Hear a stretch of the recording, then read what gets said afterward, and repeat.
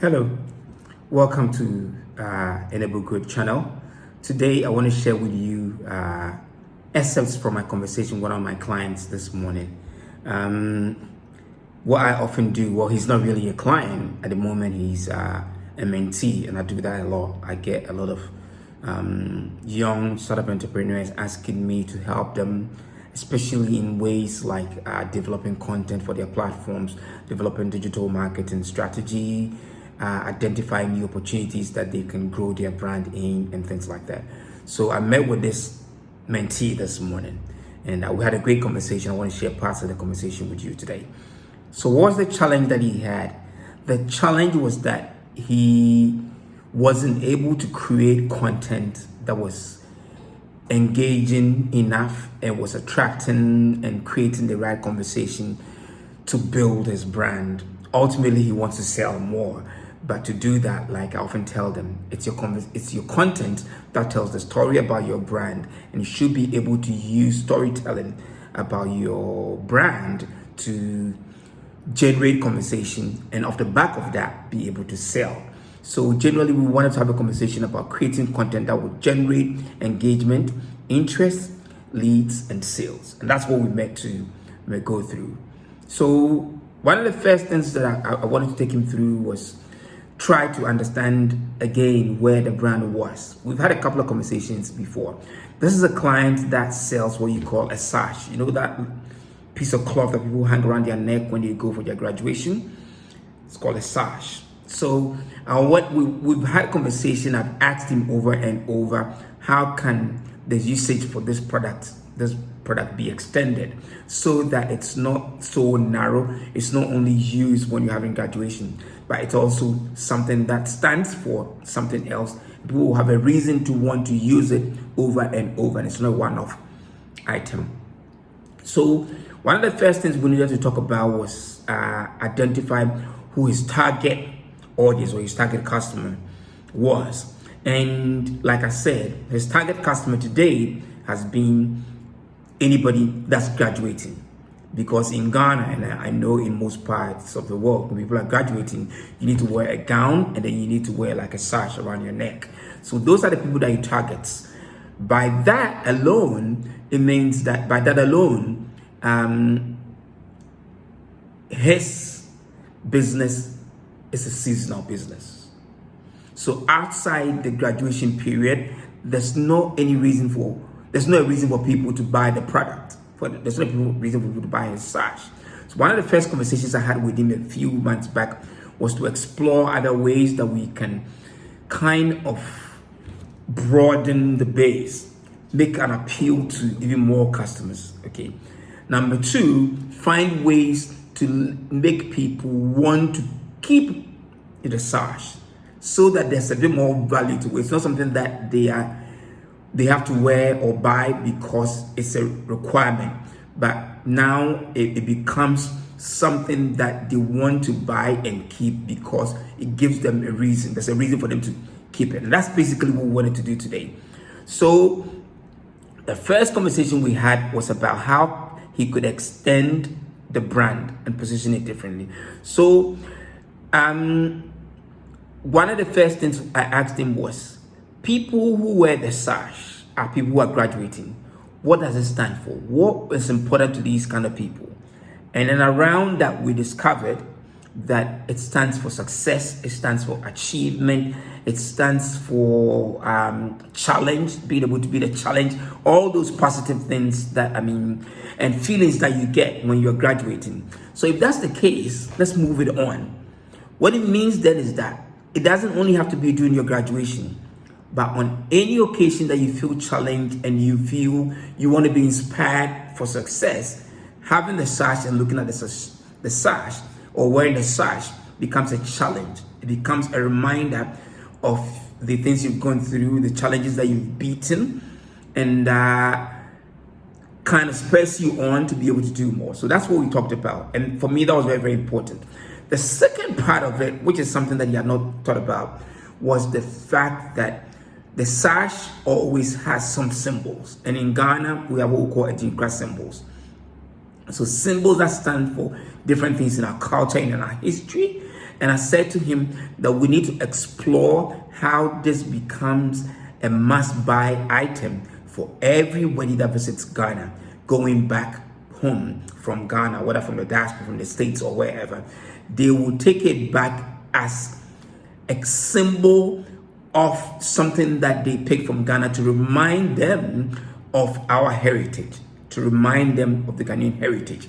By doing that, we're now able to broaden the base. So the customer base is now wider. It's not just graduating students, but it's now wider. Number two, it means throughout the year, we can be selling this product. I hope that makes sense. Now, for you who are watching, if you have a brand, think about it that way. How can you broaden the usage? How can you broaden the customer base? And you need to think deeply about the things that people don't wear the sash simply because they just want a sash. Today, we want people to wear the sash because it's a symbol of achievement. It's a symbol of success. It's an inspiration. It's something that reminds them of the Ghanaian heritage. And that's what we wanted to do. So having done that, I also needed to take him through setting some objectives for the year. Because every content that you create, whatever you do on social media, should align with your corporate objectives. You don't put things on social media simply because they are nice. They should be things that, at the end of the day, contribute to the building of the business. And the business has objectives. So how could we set objectives that would align with the corporate objectives of the business? Social media objectives that would align with the corporate objectives of the business. So I took him through it. And one of the things we agreed on was that he needed new clients. That's for most of you guys. He needed also a new positioning. To date, the brand has been seen as a brand that plays in the universities, space where people, when they are graduating, would rush to go and buy a sash immediately after graduating, taking all the pictures. They just throw it. Some of them don't even remember where the sash is. That's the other thing that we did. That if we want to have some extensions, the other thing we want to do also is, for example, create this culture and introduce it to people where people will frame their sash and put it in their living room or put it in their office. So every time they look at it, it reminds them of their achievement and it spurs them on to do more. So it becomes something that they cherish, and they will mount it on their wall, like they will mount their certificate. So that's another area that you can go to with this brand. So that's the positioning there. Okay, one of the objectives is to position the brand differently.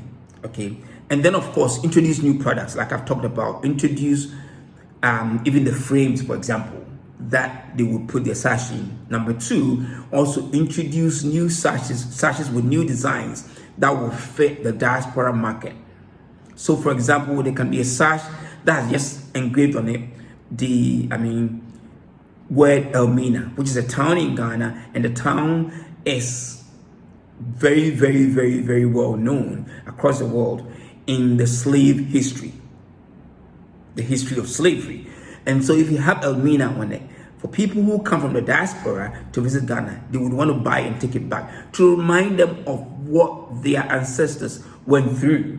Okay, so that's developing a new range of products, not having the usual ones with just the university's crest and stuff in it. Okay, and then of course develop new sales channels. Once we make these extensions, then it means, for example, it should be possible to sell them online, even sell them on Amazon, for example, so that people, not just people who travel to Ghana, but people who read about the history of Ghana, read about the heritage, read about slavery and stuff, can go onto Amazon, for example, to buy items that will remind them of the history and the heritage. And that's essentially what I try to get him to do. Okay, so let's get into it. Now, to be able, now that we've got the objectives for the business set like that, and let me remind you, like I often say, the objectives that you set should be SMART. SMART, as in what we often say, specific, measurable, attainable or achievable, realistic, and time-bound. So you may say, for example, I want to have 1,000 new clients by December 2023. That's a very, very specific objective, okay? All right. So, but we're not going to go through social media objectives today, because what we wanted to go through today was the content creation Okay, so we're gonna have a conversation about the content creation. Now, there's something I often call content pillars, or what you call content buckets. So what are the areas? What are the boxes that we can have? What are the various, buckets of content that we can create to tell stories about the search? Okay, now that we've, gone through the extension and we know the things that what we wanted to represent, we're now going to go through that. So the first thing that we talked about was product. Of course, it's a brand, it's a product, and you need to be able to tell stories about the product, expose the product. Okay, so we'll do posts about the product. For example, we'll talk about the fabric, the quality of the fabric, the design, the symbols in the fabric. It's like unboxing the product. What is the product about? What goes into the product? What the usage for the product, and all those, and even the prices. So that could be one bucket. So let's say in a week you're going to do 6 or 5 posts, for example. Some of the posts will be about the product. That's essentially what we're doing. The next one was stories about achievement. So there's so many inspiring stories about achievement. People who finished university, didn't have a job, they started selling whatever it is and have built a business out of that, from their garage or from their car boot or whatever. Those are stories about achievement, and you want to be able to tell those kind of stories. Okay, so that could be another bucket. So every week you share some stories that are about achievement, because now the search stands for achievement, stands for success. Then you also want to share stories about the Ghanaian heritage. So stories about the different places in Ghana, the golden stool, all those things, all those symbols, all those names and things like that. You want to share those stories. Stories that people will be interested in, people in the diaspora will be interested in. And some of these stories, there are symbols and names that you can put on the search, so that when people have read the story, they want to buy those things to remind them of the story. The stories, the search will now go with the stories. I hope you get what I mean. Then the last one will be user-generated content. It's always good to make your audience feel that you are amplifying, you are projecting their voice. Now, when people wear the sash, even when it's for graduation, you see them dancing, singing and dancing, because it's a joyous moment and you want to be able to tell those stories. So you take pictures and content that people have created and reshare them, user-generated content. That's what it is. Reshare them on your platform so that people will see themselves in it. And when you share them, tag those people so their friends and family will come to the platform and be able to see what else you do there. It's very, very important that you do that. Okay, not just pictures of them wearing the sash, but also once we've gone a bit further, people begin to identify the sash with success and achievement. People will always have a story to tell. They will always have a story to share with you about how, when they started, let's say, university in first year, the challenges that they went through, how they managed to get through it, how they couldn't see themselves graduating with an MBA, but today they have an MBA, they are a big boss in a bank or whatever. That's a success story. They may share that story with you. And in that story, there's a bit of it that goes back to the search, and you always want to do that, okay? All right, the last thing that I wanted to do then was just to close the loop. So those are the content buckets. But just to close the loop, I took him through ways of setting targets. And I wanted him to set targets that we could meet at the end of the year to measure. So the first thing I wanted to say was that first, we wanted to position the search as a must-buy item from Ghana for Black people and others in the diaspora by December 2023. So a lot of the content that we're going to create between now and, let's say, October will be positioning, just making sure that people begin to see it as a must-have item from Ghana, because it tells a story about Ghana. Now, in Ghana, November, December, and January are peak periods for visits from people, the diaspora. So during that period, by that period, when they are coming, you want to make sure that even before they get on the flight, they put in their shopping list, I want to buy one of these sashes to take back with me. Their friends and family back home who are not coming with them would give them the shopping list. Buy me a sash when you're coming back. Buy me a sash with Elmina. Buy me a sash with Cape Coast on it when you're coming back to the States. So we want to do that, and we set a clear target for that. Okay. And then also number 2, sell the sash online. At the moment, what happens is that people will call or send WhatsApp. Oh, I need a search for my graduation, this and that. We want to be able to extend it. So we want to create new sales channels. So we want to build an e-commerce website where people can go. If possible, they can even customize the search, drag and drop a few images that they want so that the search will be customized for them, okay? And be able to sell it online via his own e-commerce website. And if possible, via Amazon by January 2024. So these were 2 targets that we agreed on and he's going to work on. I hope these are lessons that, some of you may find relevant. And if you've enjoyed this, I want you to sit down, go through the process yourself. If you need any help, just get in contact with me. I can help you go through it. Once again, thank you for visiting my channel. If you haven't subscribed, please subscribe below, like the video and share it, and see you in the next conversation. Thank you.